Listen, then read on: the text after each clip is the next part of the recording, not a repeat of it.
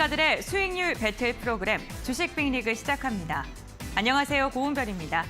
8월 첫 거래일 시작이 좋습니다. 오늘 유가증권 시장 같은 경우에는 연중 최고점을 경신하는 데 성공했는데요. 우호적인 투자 심리가 점점 더 확산되고 있는 가운데 미국과 우리 시장 모두 2분기 무난한 실적을 발표를 하고 있고요. 어닝 서프라이즈를 발표한 기업을 중심으로 해서 강세장이 이어지고 있습니다. 이제는 부진했던 업황들이 바닥을 딛고 반등할 것이다라는 기대감이 시장에 유입되면서 증시 상승으로 이끌고 있습니다. 이 시각 지수 흐름입니다.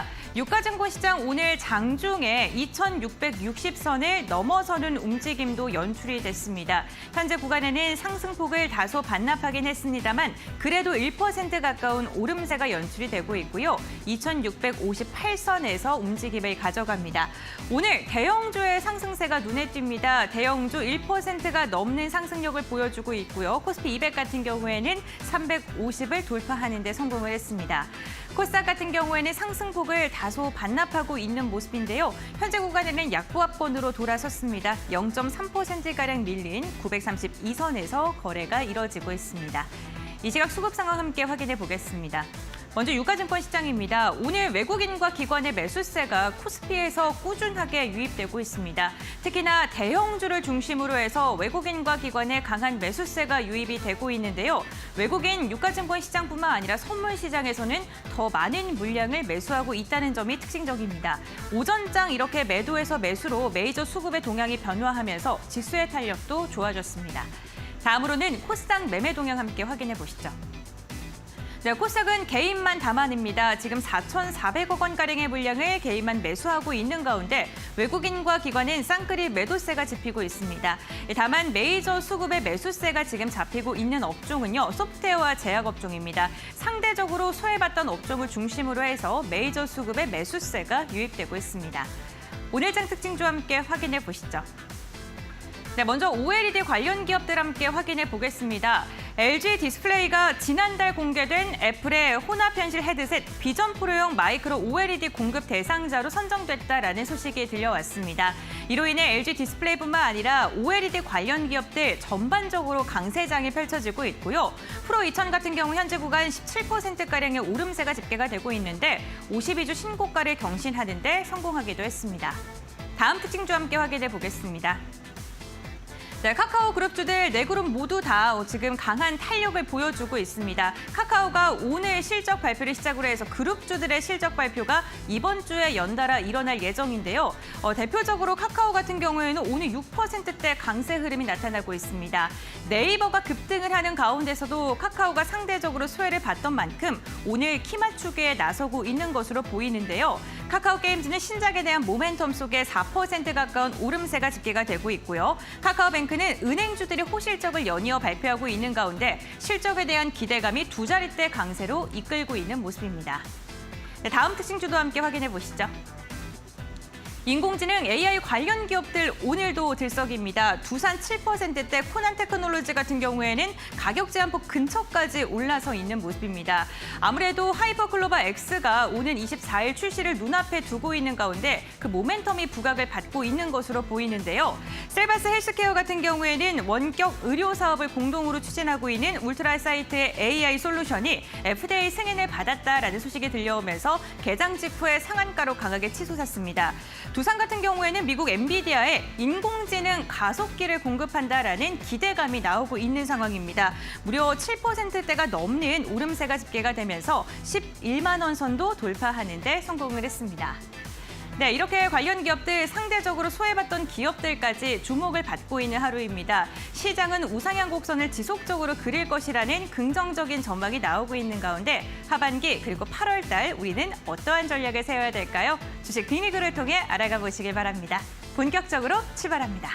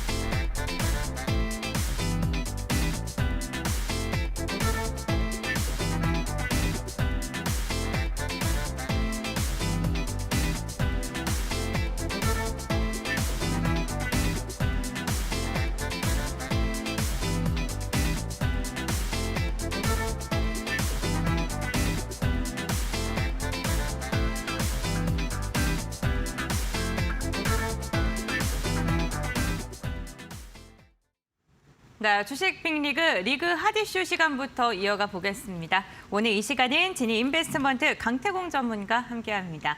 안녕하세요. 네, 안녕하세요.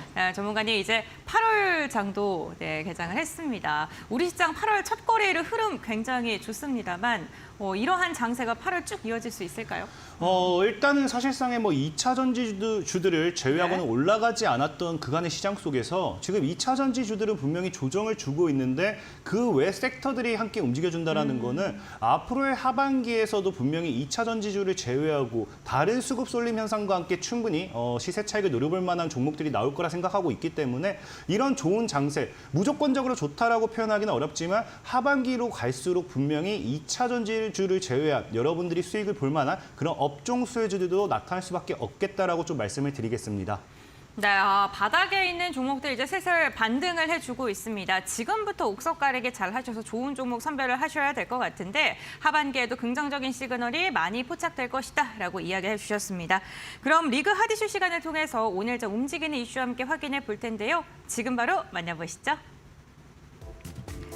국내 주요 제약바이오 기업들이 혁신 신약 효과와 앞선 생산 기술로 상반기에 괄목할 실적을 달성했습니다. 국내 1위 제약사인 유한양행은 상반기 영업이익이 438억 원을 달성해 무려 177% 폭증했고요. 삼성바이오로직스는 탄탄한 수주 실적을 발표로 하반기에도 호실적을 이어갈 것으로 전망되고 있습니다. 제약바이오 관련 기업들 주가 상승 이제부터 시작일까요? 관련 이야기 나눠보겠습니다.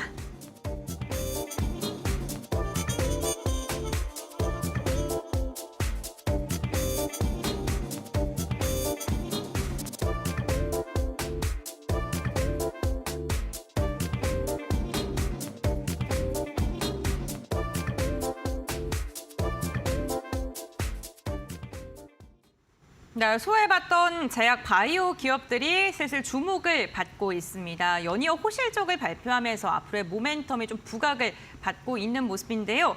대표적으로 삼성 바이오로직스 같은 경우 오늘 4%가 넘는 강세 보이면서 80만 원 선 다시금 탈환하는 데 성공하기도 했습니다. 제약 바이오 기업들 드디어 반등의 서막을 알린 건지 관련 이야기 나눠보겠습니다. 좀 어떠한 모멘텀들을 살펴보면 좋을까요?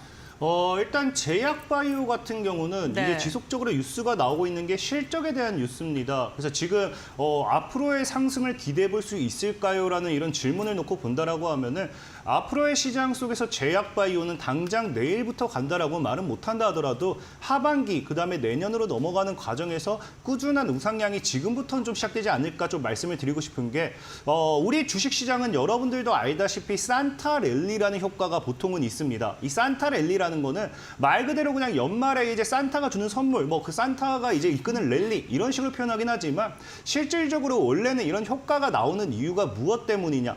이 내년으로 다가가면서 연말에는 실적 시즌이 다가오게 되죠. 그러면서 실적에 대한 우량주들, 실적이 좋은 기업들에 대한 매수세, 외국인이라든지 기관들의 매수세가 강하게 들어오게 되는데 사실 여러분들도 알다시피 실적이 좋다, 실적이 꾸준하다, 실적이 우량하다 이런 것들은 대다수가 어떤 기업이냐고 하면요. 좀 시가총액 상위군들의 어느 정도 기업이 탄탄한 기업이 실적이 우량하다라고 하지 저가형 종목들은 실적이 좋다라고 표현을 하지 못합니다. 그러다 보니까 이런 우량주라든지 대형주 위주로 수급이 들어오게 되고 그런 효과들이 결국에 이 시가총액 상위군들의 종목들의 상승을 이끌고 가면서 산타랠리라는 효과가 나오게 되어 있어요.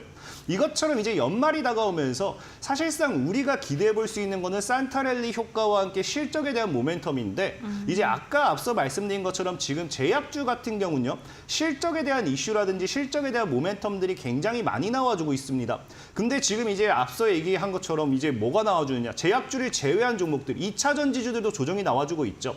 근데 2차 전지주들이 이제 실적이 부족하다가 아니라 실적만 놓고 본다라고 하면 사실상의 2차 전지 같은 경우는 뭐 한다? 너무 과대한 낙폭이 아니죠. 과대한 상승세를 가지고 왔다라고 표현할 수 있기 때문에 실적 모멘텀을 가지고 2차 전지주를 지금 매수하기에는 너무나도 괴리감이 크다라고 좀 말씀을 드리고 싶고 그렇다고 하면은 보통 우리가 반도체를 봐야 되는데 반도체 같은 경우도 어떻습니까? 여러분들도 알다시피 지금 삼성전자라든지 대량의 반도체 관련 수혜주들이 적자를 이제 탈출하는 그런 모습을 나타내고 있습니다. 그러다 보니까 실적만 놓고 봤을 때 반도체, 2차 전지 이런 쪽으로서의 수급을 기대하기는 우리가 어렵다라고 볼 수 있고 그럼 여기서 남아있는 게 뭐예요? 지속적으로 이 실적에 대한 모멘텀 이슈가 나와주는 건 제약바이오거든요. 그러다 보니까 이 제약바이오 관련되어 있는 업종들이 하반기로 갈수록 실적에 대한 모멘텀과 함께 산타 랠리를 이제 이끌고 갈 수 있는 주요 테마가 될 수 있지 않을까라는 부분도 좀 생각을 해보셨으면 좋겠고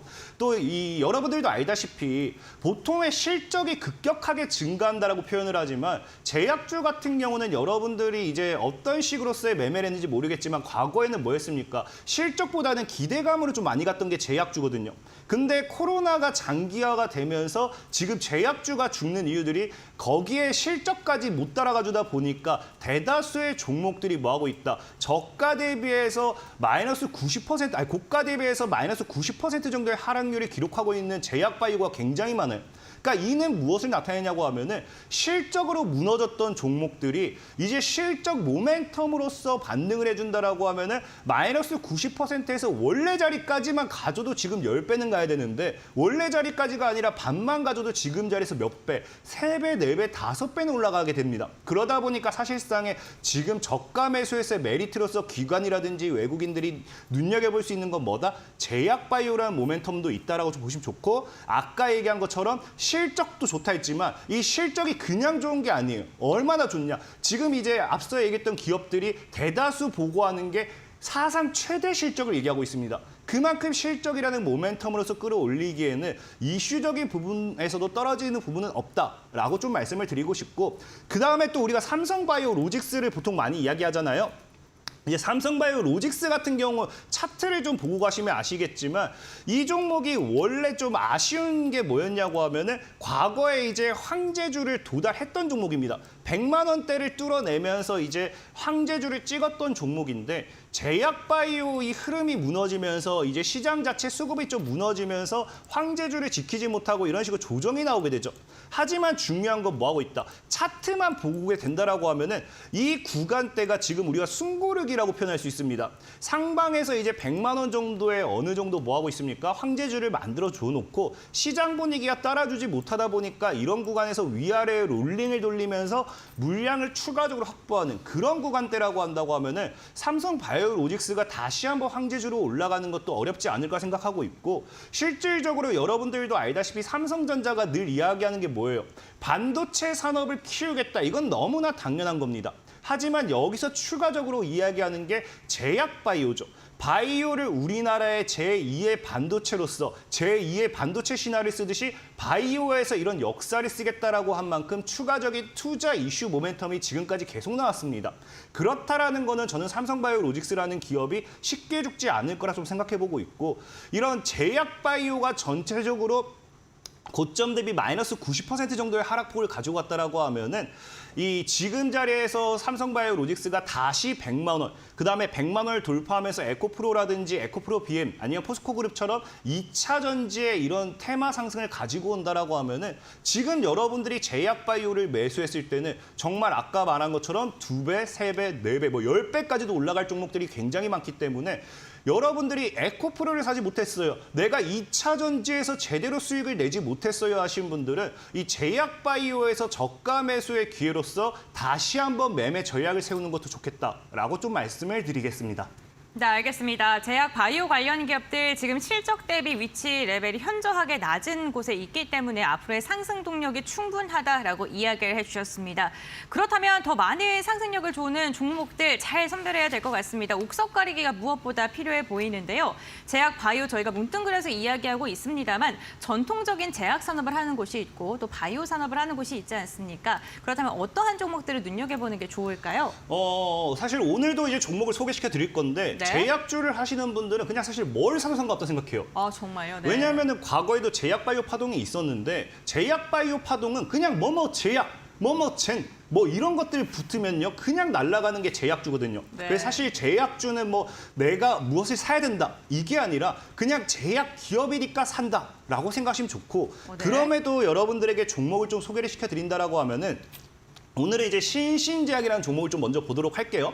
첫 번째 소개시켜드릴 종목 신신제약이고 이 종목이 사실 오늘 장중에 급등이 나왔습니다. 이게 급등이 나와서 지금 자리에서 또 사도 되나 안 되나 좀 생각할 수도 있는데 일단 이슈를 먼저 얘기해드린다라고 하면은 신신제약 같은 경우는 오늘 수면 유도 패치 관련해가지고 이게 임상 1상 진행 계획서 이슈가 나오면서 임상에 대한 기대감 사실 주식시장에서 제일 크죠. 그러다 보니까 추가적인 이런 급등세가 나와주는 게 신신제약이라는 종목인데 이런 임상적인 부분을 볼 게 아니라 신신제약은 일단 기본적으로 뭐 하는 기업이다.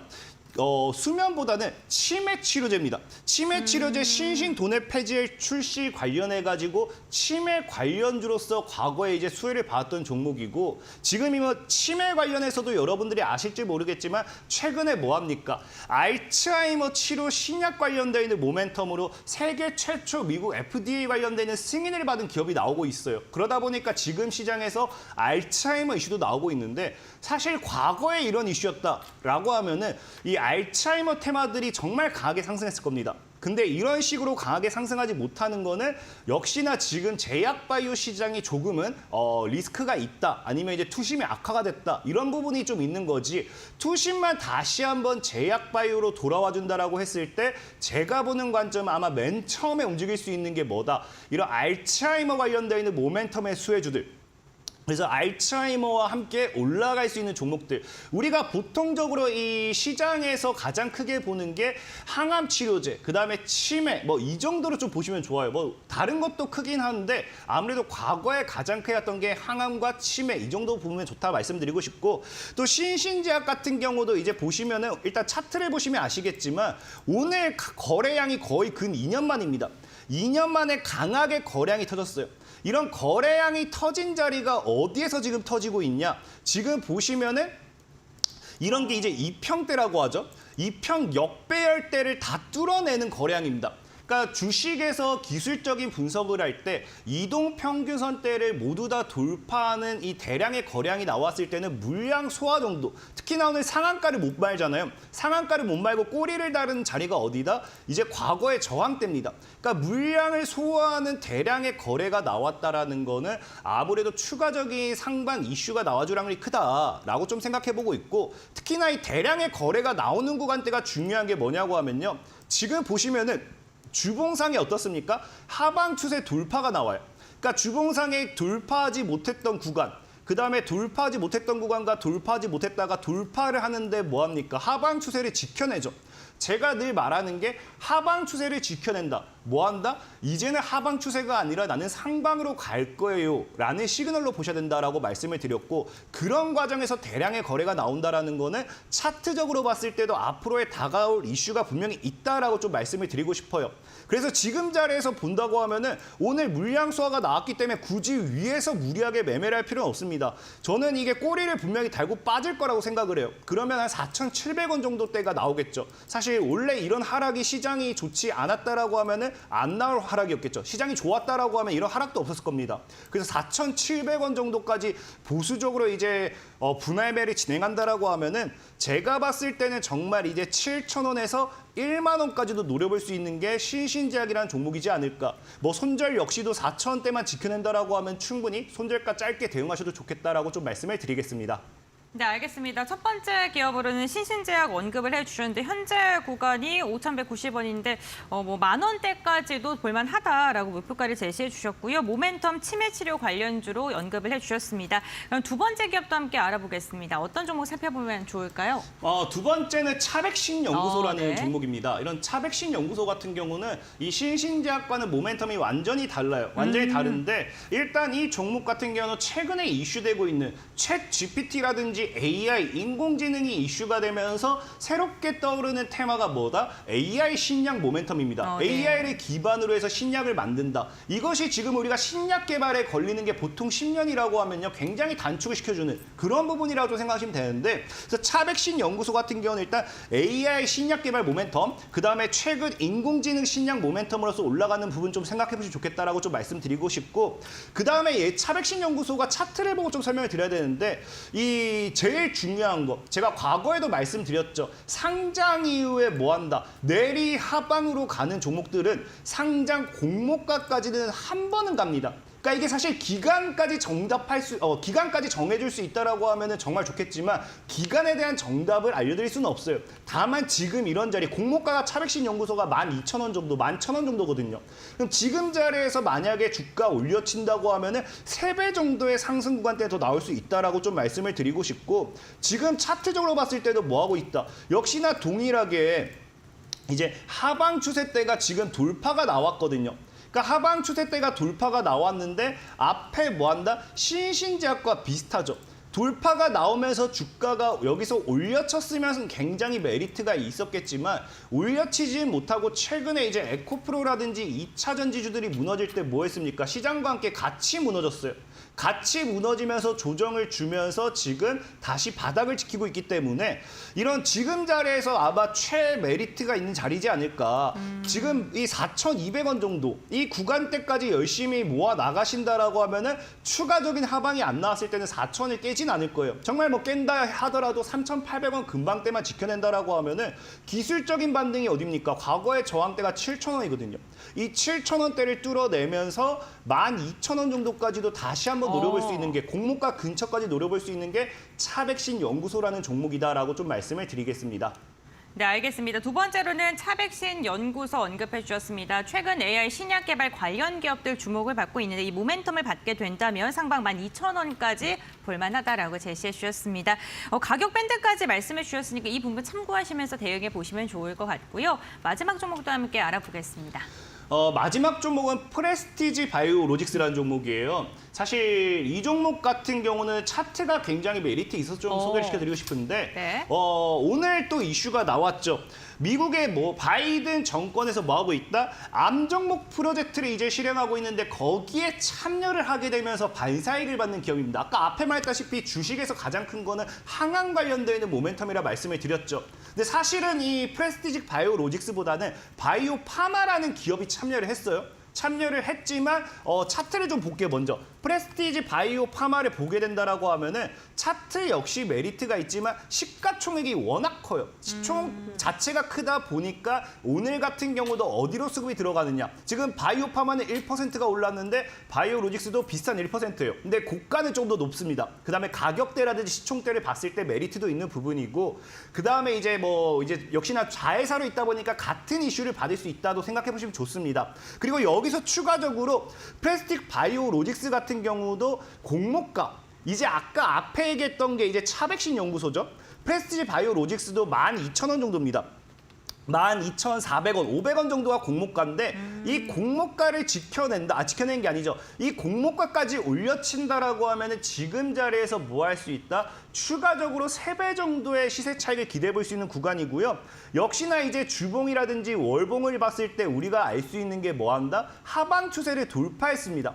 하방 추세를 돌파하면서 현재 종목 같은 경우도 바닥을 다지는 자리가 나오죠. 그러면서 2평대로 보면요. 20월봉 2평대를 올라타려고 하고 있다는 거는 20월봉 2평을 올라탄과 동시에 다시 한번 강한 상방 시세까지 기대해 볼 수 있지 않을까 좀 말씀을 드리고 싶고, 그래서 프레스티지 바이오로직스 같은 경우도 지금 자리에서 본다라고 하면은 6,000원을 돌파하게 된다라고 하면은 현재 4,000원 정도까지는 여유롭게 분할 매려도 될 것 같아요.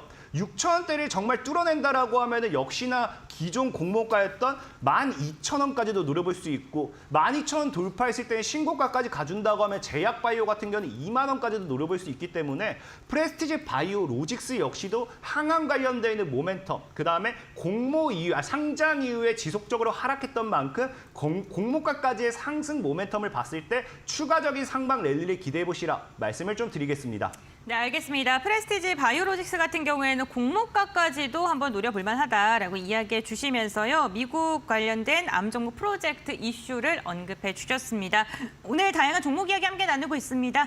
투자 판단의 참고 자료이고요. 투자에 대한 선택은 시청자에게 있다는 점, 신중한 투자해 주셔야 된다는 점 당부의 말씀 전해드리겠습니다. 오늘 도움 말씀 주신 강태공 전문가는 여기서 마무리하도록 하겠습니다. 오늘 말씀 감사드립니다. 감사합니다.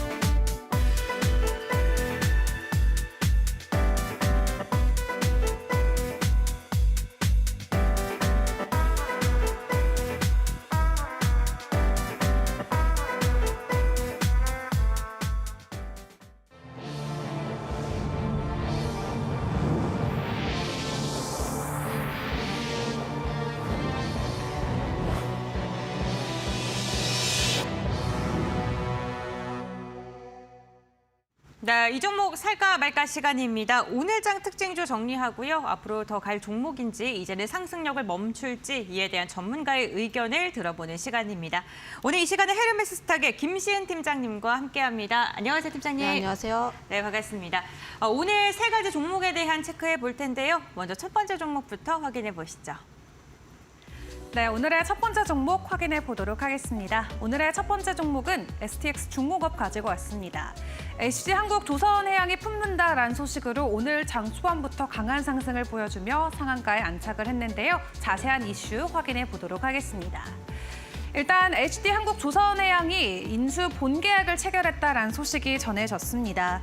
앞으로 제품별 생산 라인을 전문화시키고 또 생산 능력을 극대화시키겠다라는 게 주요 내용인데요. 또 HD현대그룹 같은 경우는 현재 제3자로부터 수주하고 있는 선박 엔진 제조 사업 역량이 굉장히 좋은 편입니다. 그렇기 때문에 현재 25% 미만에 불과하고 있는 STS 중공업의 선박 엔진 제조 설비 가동률을 50%까지 충분히 끌어올릴 수 있는 역량이 있다라고 하는데요. 앞으로 상방용 엔진 시장에서 입지가 강화될 수 있는 부분 기대할 수 있는 포인트로 확인해 볼 수 있을 것 같고요. 또 STS 중공업이 보유하고 있는 터보차저 분량의 이 역량을 확보해서 주요 부품의 국산화율을 높이고 이 해외 영업망 공유를 통해서 글로벌 시장에서의 기대감도 더해지고 있다고 합니다. 이러한 부분을 놓고 오늘 주가는 변동성을 보여주고 있는데 전문가님의 의견은 고일지 스탑일지 함께 확인해 보시죠. 네, 오늘 인수 이슈로 상한가까지 강하게 올라간 STX 중공업입니다. 이 종목 더 갈 수 있을까요? 공리가 스탑입니까? 고 의견 드리겠습니다. 그 의견 제시해 주셨는데 투자 포인트 들어볼까요? 아무래도 조선 같은 경우에 계속해서 봐야 하는 섹터가 아닌가라고 보고 있는데 아무래도 지금 STX 중공업 같은 경우는 조선사들이 구조조정 때문에 엔진도 잘 안 팔리고 그러면서 타격을 많이 받았다가 지금 좀 긍정적으로 네. 인수가 되면서 관련했을 때 실적에 대한 기대감 굉장히 높아진다라고 보시면 좋을 것 같아요. 특히 HD그룹 쪽에서 가지고 있는 엔진 사업부가 아직까지 비상장이다 보니까 관련했을 때 좀 함께 시너지가 나오지 않을까라고 보고 있는데 현대 엔진기계 같은 경우로 봤을 때 대형 쪽에서 좀 강점이 있고 STX 중공업 같은 경우에는 소형 쪽에 장점이 있다 보니까 사실상 다양한 선박을 만드는 데 있어서 다양한 엔진 기업을 보유하고 있으면 포트폴리오를 다양하게 할 수 있다는 뭐 그런 장점이 있다라고 보시면 좋을 것 같은데 최근에 이제 조선주가 많이 곽광을 받는 이유가 IMO 쪽에서 규제가 많이 진행을 하게 되면서 노후 선박도 교체를 많이 진행을 하고 친환경 선박도 계속해서 발주를 넣어야 하다 보니까 사실상 선박의 양 자체가 그러니까 큐단이 많아진다라고 보시면 좋을 것 같아요. 사실상 선박을 만들 때 엔진이 없으면 안 되잖아요. 그만큼 필수 부품이라고 보시면 좋을 것 같은데 선박의 양 자체가 많아지면 많아질수록 엔진 쪽에서도 수요가 자연스럽게 늘어날 수밖에 없다는 점을 보면은 이런 구조를 봤을 때 구조적인 성장세가 나오지 않을까라고 보고 있는데 관련했을 때 STS가 현대 쪽으로 인수가 되면서 영업망도 좀 공유하게 되면서 추가적인 실적도 기대를 해볼 수가 있고 특히 뭐 작년 가동률 같은 경우에는 25%라고 해요. 리포트를 읽어봤는데 25%인데 앞으로 인수를 하게 되고 그리고 조선 쪽에 대한 업황을 좀 보게 됐을 때 앞으로 가동률 같은 경우에는 50%까지 늘어날 수 있다라는 점을 보면은 앞으로 실적 같은 경우에는 크게 가시화가 될 수 있다 이렇게 판단을 하고 있습니다. 물론 오늘 같은 경우 주가의 흐름을 봤을 때 상한가에 진입을 했다가 좀 장 후반쯤에 눌림목이 나오면서 윗꼬리가 살짝 나와주긴 했어요. 하지만 수급적으로 봤을 때 좀 긍정적인 흐름들을 보여주고 있다라고 보시면 좋을 것 같은데 기관 쪽에서도 계속 매수를 해보는 모습 나와주고 있고 외국인 같은 경우는 최근에서야 좀 팔아주고 있지만 한 달 사이로 봤을 때 외국인의 매수세는 있다는 점. 그러면 차트를 봤을 때 외국인들의 매수 단가를 봤을 때 이 라인 때 많이 매수를 했다라고 보시면 좋을 것 같은데 그런 수급적인 면을 봤을 때도 업황적인 면을 봤을 때도 STX 엔진은 계속해서 볼 필요가 있다. 네, 정리하겠습니다. 알겠습니다. STX 중공업에 대해서 이야기를 해주셨습니다. 수급적인 부분 그리고 상승에 대한 모멘텀 동력 충분하다라면서 고 의견 제시해 주셨네요. 이어서 두 번째 종목 확인해 보겠습니다. 네, 이어서 오늘의 두 번째 종목 확인해 보도록 하겠습니다. 오늘의 두 번째 종목은 아프리카 TV입니다. 팡팡 터지는 별풍선인데요. 일단 2분기의 실적 역시나 좋았습니다. 올해 2분기 매출액이 867억 원대로 전년 대비는 11% 증가했고요. 영업이익은 236억 원대로 전년 대비 여전히 상승분을 켜내는 모습입니다. 콘텐츠형 광고 매출이 지속적으로 상승하고 있는 부분이 이번 실적의 긍정적인 포인트가 되졌고요. 또 흔히 별풍선으로 불리는 기부 경제도 현재 역대 최고치를 기록한 상황이라고 합니다. 또 추가적으로 인당 결제 금액의 상승세도 지속되고 있는 상황이라고 하는데요. 지금까지 캐시카우 역할을 해줬던 기부경제 매출이 다시 한번 성장세를 이어가고 있는 만큼 아프리카 TV의 성장세는 지속적으로 좋을 것이라는 증권가의 전망도 이어지고 있는 상황입니다. 또 올해 7월에 디지털 마케팅 회사인 CTD를 인수한 바 있는데요. 추가적으로 하반기에도 광고 사업 역량을 강화할 수 있는 부분이 기대가 되고 있고 이미 타 채널과 비교했을 때도 압도적으로 높은 효율을 보여주고 있다고 합니다. 실적도 좋고 앞으로 하반기에 대한 실적 기대감까지 더해지고 있는 상황인데 현재 구간에서 고가 유효할지 혹은 스탑을 외쳐야 될지 함께 확인해 보시죠. 네, 두 번째 종목은 아프리카 TV입니다. 호실적과 함께 오늘 두 자릿대 시세 분출을 해주었습니다. 거래량도 강하게 실렸는데요. 이 종목 고 외칩니까? 스탑입니까? 조금 고민을 했는데 네. 고 의견을 좀 드려야 할 것 같아요. 네, 그렇군요. 그럼 고민하신 이유 한번 들어볼까요? 아무래도 바닥권에서 너무 많이 상승했습니다. 거래량 동반해서 올라와 주긴 했어도 단기간 바닥권에서 거의 30% 넘게 상승한 모습이 있다 보니까 네. 조금 부담은 되지만 추가적으로 볼 여지는 굉장히 다양하게 남아있다라는 측면에서 보시면 좋을 것 같고 사실상 광고 업체가 그렇게까지 좋지는 않았어요. 뭐 아프리카 TV 같은 경우에도 뭐 이번에 실적 나오게 되면서 긍정적인 흐름들을 보여주고 있었지만 뭐 나스미디어라든지 대다수의 광고 기업들 같은 경우에는 스레드 이슈가 나왔을 때를 제외하고는 계속해서 바닥권에 있었습니다. 그만큼 광고 시장 자체가 그렇게 좋지 않았다라고 보시면 좋을 것 같은데 아무래도 금리에 대한 영향도 있고 경기 침체에 대한 우려도 있다 보니까 사실상 그 부분에 대한 우려는 아직까지 남아있긴 하지만 하반기부터는 경기 침체에서 조금씩 더 벗어날 수 있다라는 전망들이 나오게 되면서 하반기부터는 광고 섹터는 좀 봐도 좋지 않을까라고 보고 있는데 대신 그중에서 좀 선별을 했으면 좋겠어요. 일단 1분기라든지 2분기 실적에서도 굉장히 긍정적으로 나오고 있는 기업들, 뭐 대표적으로 아프리카 TV도 있고 MBT도 있는데 MBT 같은 경우에도 사실상 포인트 광고이다 보니까 매출도 계속해서 나오게 되면서 MBT의 주가도 계속해서 우상향하고 있는 모습을 보여줬는데 아프리카 TV도 2분기 호실적 나오게 되면서 비슷한 흐름들을 보여주지 않을까라고 기대를 해보고 있고요.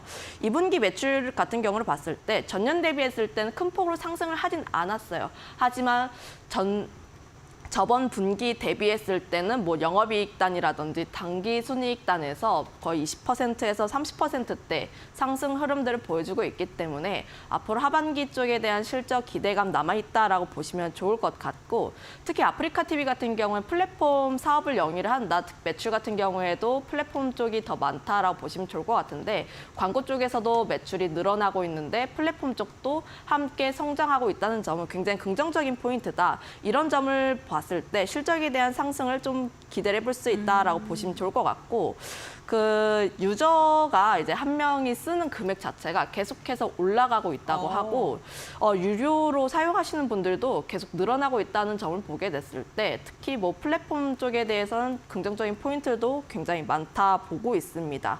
거기다가 경쟁사라고 볼 수 있는 트위치 아무래도 아프리카 TV랑 트위치랑의 좀 경쟁 관계에 있다라고 보시면 좋을 것 같은데 트위치 쪽에서 좀 노이즈가 많아요.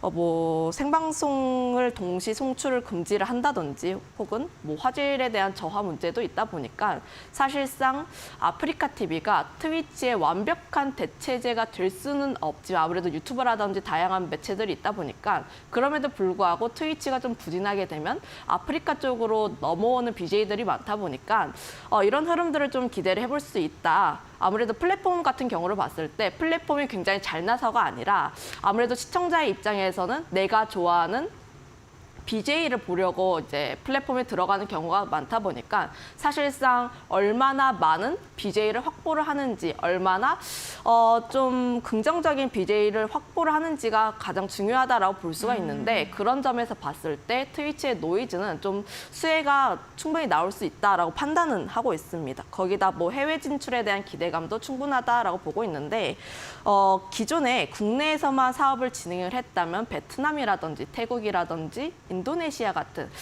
물론 해외 시장을 공략을 실제로 하는지 그리고 얼마만큼의 성과가 나오는지 여부도 확인을 해볼 필요가 있습니다만 하지만 해외 쪽을 공략을 한다는 점에 대해서는 마이너스 포인트라기보다는 그래도 플러스 모멘텀일 수밖에 없다라고 판단을 하고 있고요. 거기다가 뭐 9월에 남아있는 모멘텀으로는 아시안 게임이 남아있는데 아시안 게임에 그 게임도 좀 새로 채택이 되었잖아요. 뭐 배틀그라운드라든지 이런 점을 보게 됐는데 사실 뭐 아프리카 TV라든지 트위치 네. 보시는 분들 같은 경우는 주요 시청자들이 게임 쪽입니다. 맞습니다. 네, 그러다 보니까 사실상 이벤트에 의한 모멘텀 플레이도 어느 정도 가능하다 이렇게 판단하고 있다 보니까 사실상 주가의 위치는 단기적으로 좀 높다 하더라도 차트적으로 봤을 때 82,000원 라인대를 좀 지켜준다면 그래도 추가적인 우상향 가능하지 않을까 기대하고 있습니다. 네, 알겠습니다. 아프리카 TV에 대해서는 고 의견 제시해 주셨습니다. 그럼 세 번째 종목 이어서 확인해 보겠습니다. 네, 오늘의 마지막 종목 함께 확인해 보도록 하겠습니다. 오늘의 마지막 종목은 현대건설입니다. 사우디에서 연이은 수주 소식이 전해지면서 주가에도 긍정적인 반영이 되고 있는 상황인데요. 사우디아라비아에서 이번에 1,850억 원 규모의 초고압 직류 송전선로 수주에 성공했다라고 합니다. 앞서서 지난 6월에는 6조 5천억 원 규모의 아미랄 석유화학단지 프로젝트에 이어서 연이어 수주를 성공시키며 기대감을 높여가고 있는데요. 현대건설은 이번 프로젝트를 설계와 구매 그리고 건설 등 모든 사업을 일괄 수행하는 턴키 방식으로 수주했다라고 합니다. 다시 한번 세계적인 기술력을 재입증하는 단계다로 생각을 해주시면 될 것 같은데 사우디에서만 벌써 수주를 시작한 지 50년이 됐다고 합니다. 그 기간 동안 총 33건의 프로젝트를 완수했는데 완수한 건설 전력망 길이만 무려 지구 반바퀴에 달한다고 합니다. 지속적인 수주 모멘텀이 남아있는 현대건설, 고해도 괜찮을지 스톱해야 될지 전문가님과 확인해 보시죠. 네, 오늘 마지막 종목은 현대건설입니다. 현대건설에 대해서는 어떤 투자 의견 주실지 들어보겠습니다. 굽니까 스탑입니까? 저는 스탑 의견을 드리겠는데 네. 사실상 지금 건설주 자체가 그렇게 긍정적이지는 않아요. 아무래도 뭐 국내 쪽으로 보게 됐을 때 뭐 붕괴 사고라든지 네. 좀 이미지가 실추를 하는 모습도 있었고 국내 쪽을 보게 됐을 때 국내 뭐 주택 건설 경기를 볼 필요가 있는데 레고랜드 때문에 부동산 PF에 대한 흐름들 그리고 사실상 미분양 흐름들이 계속 나오고 있습니다. 뭐 기사들을 네. 보게 됐을 때 미분양 주택이 너무 많이 나오고 있다 보니까 사실상 이런 흐름들이 어느 정도 해소가 되어야지 좀 건설주 쪽이 반등을 하지 않을까라고 보고 있는데 물론 관련했을 때 건설주 중에서 바닥권에 있는 기업이 있고 좀 계속해서 우상향을 하는 기업들이 있어요. 뭐 대표적으로 우상향하는 기업 쪽에서는 네. 삼성 엔지니어링 같은 경우가 있는데 삼성 엔지니어링 같은 경우에는 외국인들의 매수세가 계속 들어오고 있고 해외 플랜트 쪽에서의 사업이 계속 나오고 있습니다. 물론 현대건설 같은 경우에도 뭐 실적이라든지 수주 흐름도 굉장히 양호한 흐름들이 나오고 있긴 네. 하지만 삼성 엔지니어링 대비했을 때 현대건설이 가지고 있는 이미지 자체가 국내 쪽에서 좀 많은 이익을 얻고 겪고 있다. 아무래도 뭐 현대건설이 만든 아파트가 우리 눈앞에 실제로 보이고 있잖아요. 아파트 단지가. 네. 그런 점에서 봤을 때 국내 건설 경기가 좀 달리할 수가 없다 보니까 이런 흐름들은 계속해서 체크를 해볼 필요가 있다라고 보여지고 있습니다. 사실상 건설업황 쪽에서 봤을 때 가장 큰 수익을 얻는 쪽이 국내 쪽입니다. 뭐 해외 같은 경우에는 아무래도 전 세계 경쟁자들이 많다 보니까 수익성이라든지 이익 마진이 그렇게까지 많이 나오지 않는다는 점, 그리고 좀 장기 프로젝트이다 보니까 좀 긴 시간에 걸쳐서 대금을 받을 수밖에 없다, 이런 단점이 있는데 국내 같은 경우에는 좀 경쟁자가 국내 네. 건설사로 좀 한정이 되어 있다 보니까 이런 점을 봤을 때 국내 건설 쪽에 대한 업황은 계속해서 체크를 해볼 필요가 있지만, 지금 그렇게까지 건설주를 적극적으로 매수를 하기에는 긍정적이지 못한 흐름들이 굉장히 많다 보니까 사실상 지금 같은 경우에는 네. 보류를 하자는 입장이고요. 물론 장기적으로 보시는 분들 같은 경우는 지금 이 시점 괜찮다라고 보여지고 있는데, 왜냐하면 바닥권에 위치해 있다 보니까 사실상 뭐 배당이라든지 이런 부분에 포인트를 잡고 계신 분들 같은 경우에는 언젠간 뭐 아파트 가격 다시 한번 올라가지 않을까, 사실 뭐 대한민국은 부동산 불패신하다 뭐 이렇게 생각하시는 분들 많잖아요. 네. 그런 분들 같은 경우에 지금 저점 매수가 유효하긴 하지만 당장 현대건설이 크게 움직일 수 있을 만한 모멘텀이 사실상은 조금 부족하다, 이렇게 정리를 하겠습니다. 네, 알겠습니다. 국내 건설사들이 마진을 남길 수 있는 게 국내 업황이 조금 호조세를 보이는 건데, 아직 국내 건설 업황이 호조를 보이긴 이르다라고 이야기해 주시면서 현대건설 스탑 의견 제시해 주셨습니다. 이렇게 세 가지 종목 의견 말씀해 주셨는데요. 투자 포인트 다시 한번 정리하고 돌아오겠습니다.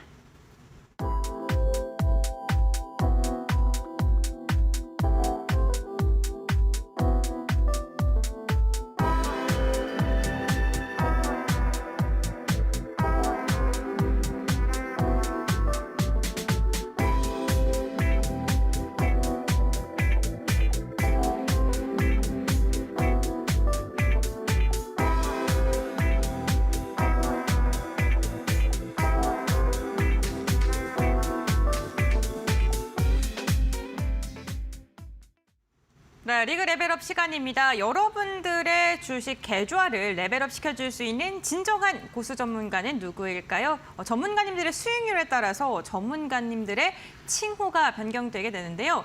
우리 김시현 팀장님 같은 경우에는 평민의 칭호를 획득했습니다. 그런데 지금 명찰이 변경이 되어 있죠. 네, 이 코스모카 코리아가 2자릿대 수익률 드디어 목표가 달성에 성공하면서 중수 김시은으로 이렇게 업그레이드가 됐습니다. 축하드립니다. 네. 오늘도 좋은 종목 선정을 해주셔서 중수를 넘어서 이제 신까지 좀 도달을 하셨으면 좋겠는데, 오늘 종목은 어떤 종목일까요? 네, 게임 쪽에서 갖고 왔는데 네. 넥슨 게임즈라는 종목을 가지고 왔습니다. 넥슨 게임즈 들고 오셨고, 투자 포인트 들어본 다음에 뭐 시간이 남으면 그때 코스메카 코리아에 대한 전략 한번 잡아보도록 하겠습니다.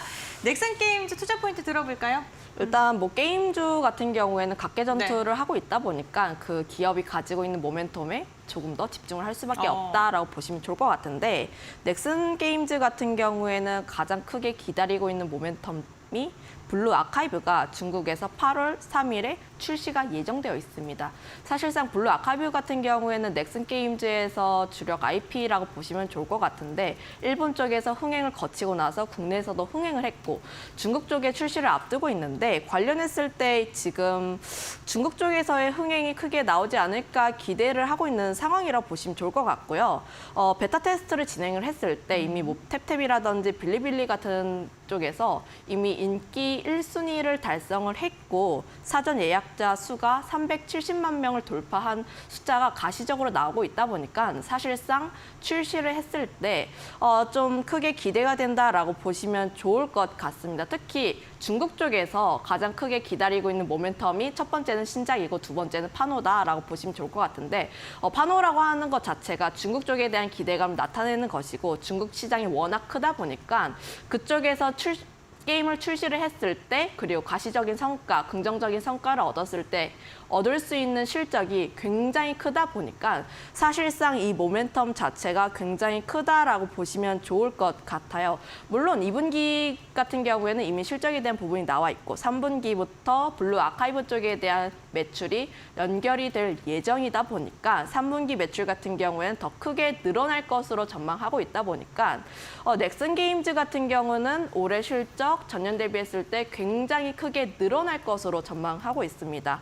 매출과 영업이익 같은 경우 봤을 때 전년 대비했을 때 14% 그리고 70% 정도 상승을 할 예정이다 보니까 사실상 실적적인 면으로 봤을 때도 넥슨 게임즈가 기대가 된다라고 보시면 좋을 것 같은데 넥슨 게임즈 같은 경우에는 2분기에 대해서도 호실적이 기대가 된다라고 보시면 좋을 것 같아요. 지금 대다수의 게임주들이 보니까 2분기 영업 손실이라든지 적자 폭이 늘어난다든지 좀 부진한 흐름들이 계속 나오고 있는데 넥슨 게임즈 같은 경우에는 1분기 호실적이 이어서 2분기 같은 경우에도 긍정적인 실적을 낼 것으로 기대하다 보니까 사실상 이런 실적에 대한 부분도 크게 기대가 된다는 점, 거기다가 하반기부터 저는 게임주는 좀 볼 필요가 있지 않을까라고 보고 있는데 하반기에 게임 이벤트가 좀 다수 있습니다. 제가 앞서서 설명했다시피 아시안 게임 쪽에 게임이 정식 종목으로 채택이 되면서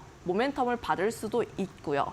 11월 때쯤에 지스타라고 이제 대형 게임 이벤트가 있다 보니까 사실상 그때쯤부터 했을 때 기대감 때문에 게임주들의 랠리가 계속적으로 나오고 있습니다. 사실상 그런 부분을 보게 됐을 때 하반기를 좀 기대를 해본다면 선제적으로 지금 투자가 가능하다라는 판단을 하고 있고 그중에서도 좀 매력적으로 보이고 있는 기업이 가장 단기적으로 모멘텀도 가지고 있는 중국에 대한 모멘텀 가지고 있는 넥슨 게임즈가 아닐까 이렇게 판단을 하고 있습니다.